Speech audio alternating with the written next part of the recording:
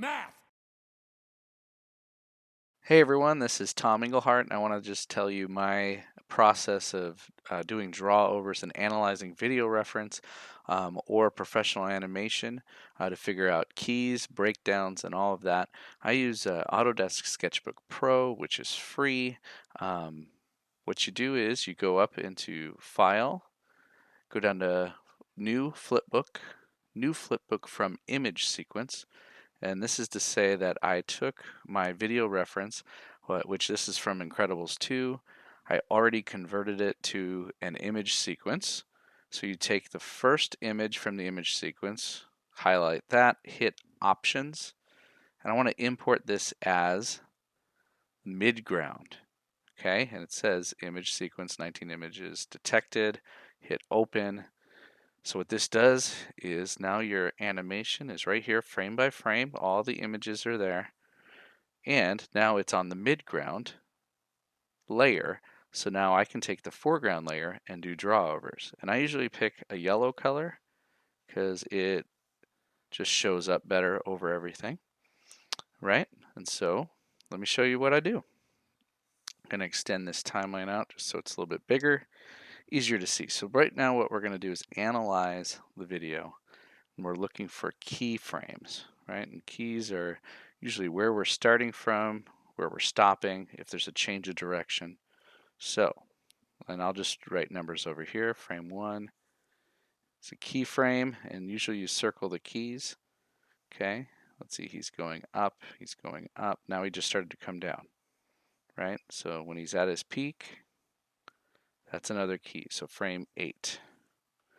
All right, now he's coming down, he's down, he started to come back up again. So when he's down all the way, right before he starts to come back up, frame 12. Okay, and then he's coming back up, and he settles right there, frame 19.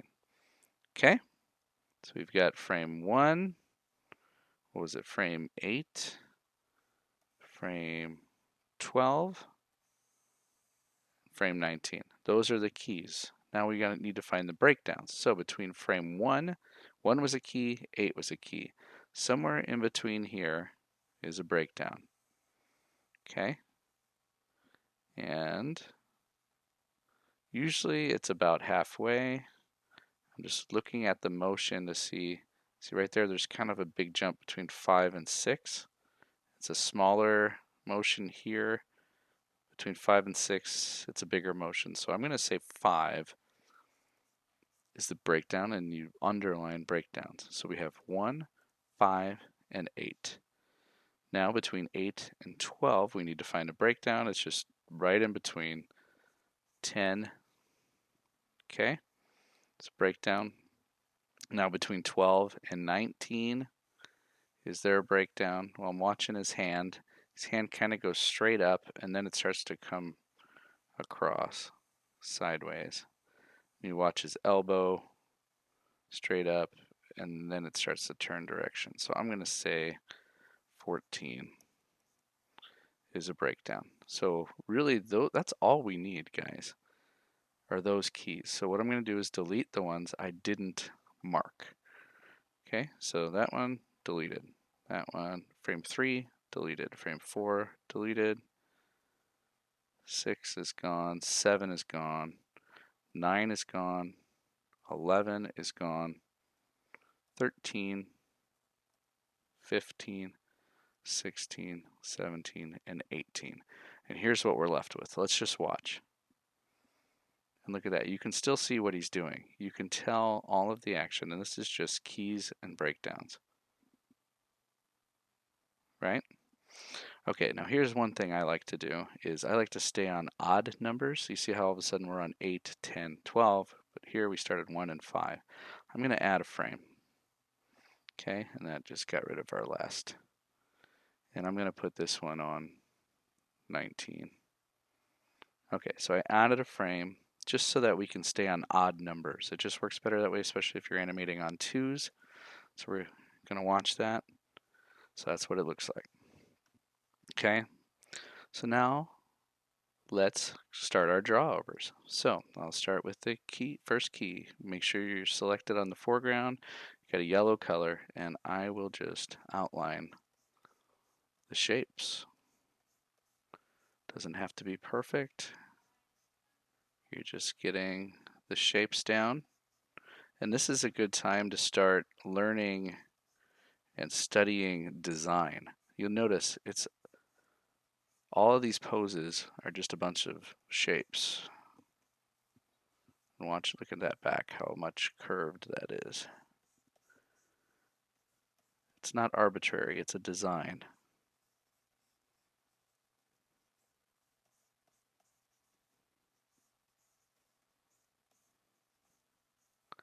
Okay, and then what I'll do is after I draw that, get rid of the original. Now with this white background, it's kind of hard to see, so I'll change the background color to a gray. There we go. It's easier to see. So that's the first one. We just go through all of them and do the same thing.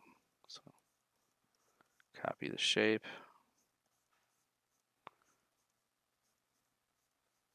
Just whatever is necessary.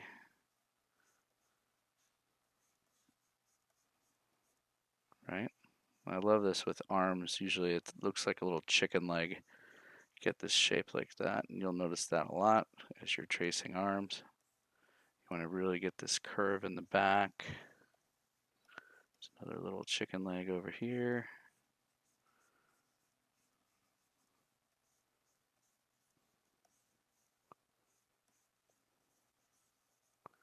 And there you go. Get rid of that. So now between these two, you see that motion. Let's keep going.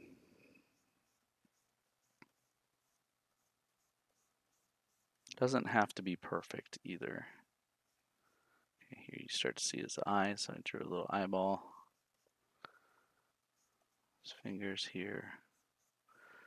Really, you want to go quickly, but you're also, like I said, studying the design of the pose. Everything's very graphic. If you study professional animation, it's very graphic and easy to read quickly. Okay.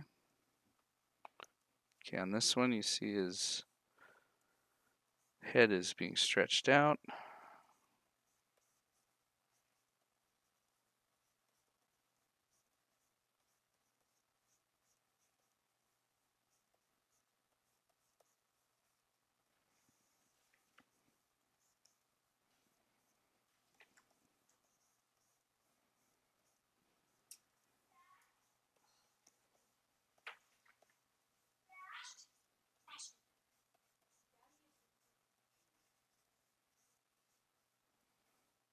See what that looks like. There you go. And the next one, make sure you're on the foreground. We're getting the shapes.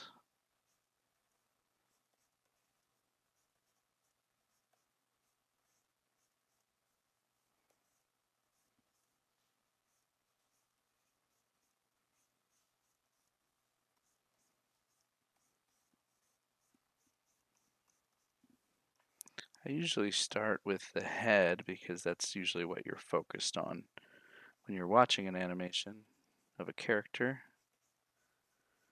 So I like to make sure the head looks right.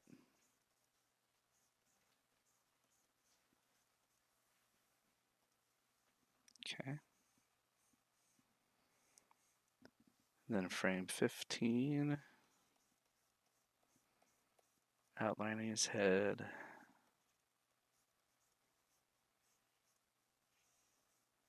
Working loosely and quickly.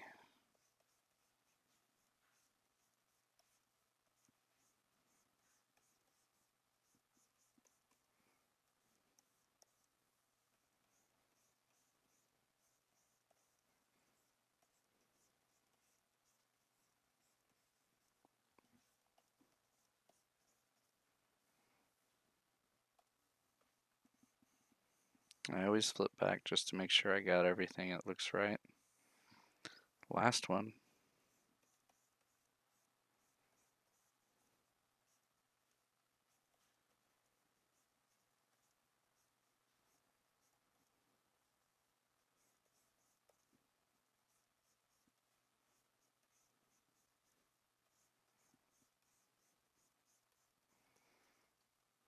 It seems like the two most important things in this is this hand and his head. So that's what I start with.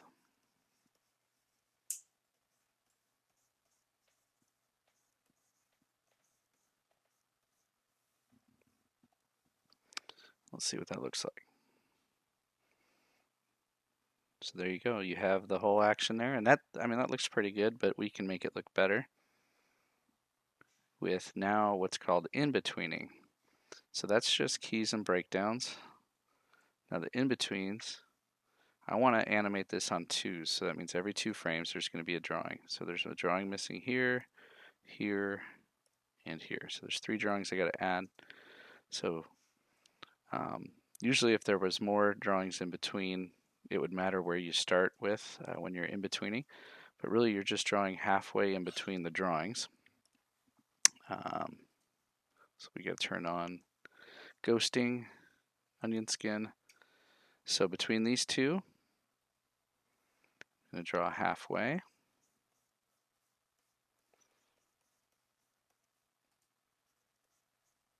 And it's interesting because when we're learning 3D animation, we're always told not to do poses halfway, but when you're in betweening, that's what you do.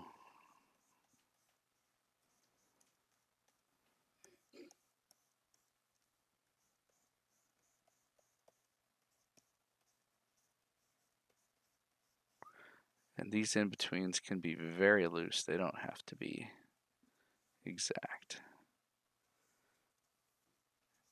It's really just filling in the gaps. So you see where his chin is? There's the other chin. I just go halfway in between.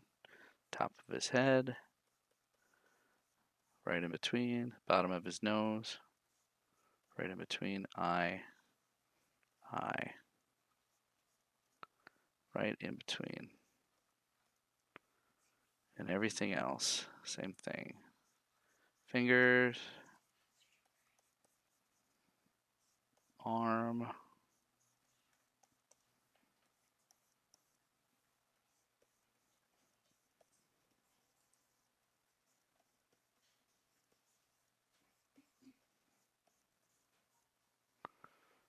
and see, I missed this line here and the shoulder. That's why I always check it. Okay, and then I need this in between 15 and 19. This one will be very subtle.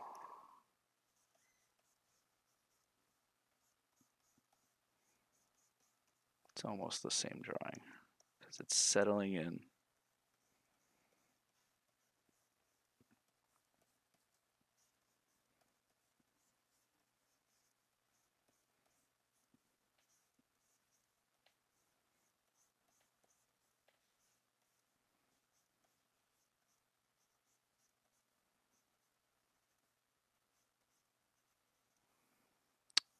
And that looks fine. So let's see what that looks like. So that's on twos. It looks pretty decent, but we can still make it look better. So what we look for is where we can put this animation on ones. So slower movements where there's not that much spacing differences can be on twos, but when there's a fast movement like that, fast movement, so between 2 frames, between 9 and 11, there's a big jump in spacing. We can do an in-between. So we turn on onion skin, and this is where we can have some fun. We can actually do some smears. So I can take a little bit of the previous frame, a little bit of the next one, kind of just make them mix together. Here's the old eyes, new eyes, and eyeballs, the nose. It's kind of stretched out where the mouth was back here. So let me turn off ghosting so you can see. This is kind of the shape I got. Looks weird, but you'll feel it. And this hand, I'm gonna just kind of blend it together as to one big hand. You'll really feel it when you watch it in real time. So you're sort of in-betweening, but you're also smearing. Okay? So that to that. So you see that? It's almost like it's simulating like a motion blur. Simulating a motion blur. We're going to do the same between that one and this one. You see how the hand has a long ways to go in spacing. So we turn off onion skin. It's easier to see. From there to there, that hand is traveling pretty far in 2 frames. So we have this one in between. What we can do is, again, just kind of have the hand. And when you're doing smears, you want to show the path of action, right? So this hand is coming down like that. His elbow would already be down this way. So we can kind of do that. The head, again, you can do the same thing where you do an elongated head, kind of show the eyes before, eyes after, longer nose, mouth.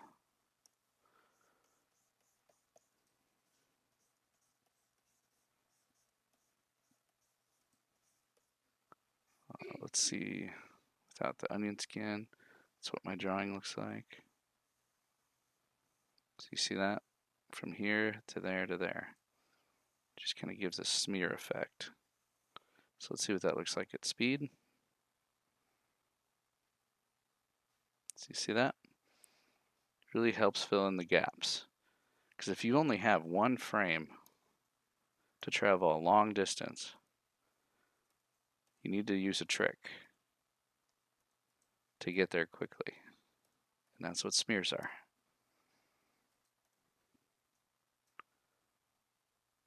So there you go. So that's how I analyze a scene in 2D. Take a 3D video or a live action video, break it down, draw over it, figure out keys, breakdowns, in-betweens, and find places for smears, where it's going to be on 2s, where it's going to be on 1s.